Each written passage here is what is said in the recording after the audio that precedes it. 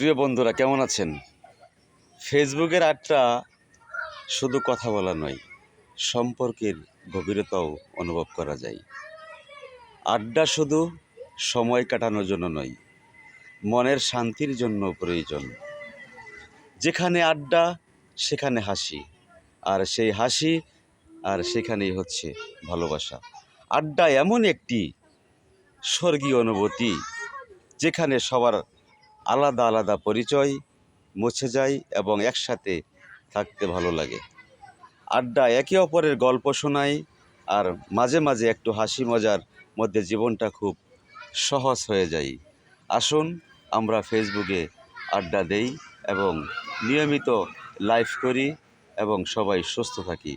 ধন্যবাদ প্রিয় Facebook followers এবং বন্ধুরা, যেখানেই থাকেন ভালো থাকেন। আল্লাহ হাফেজ।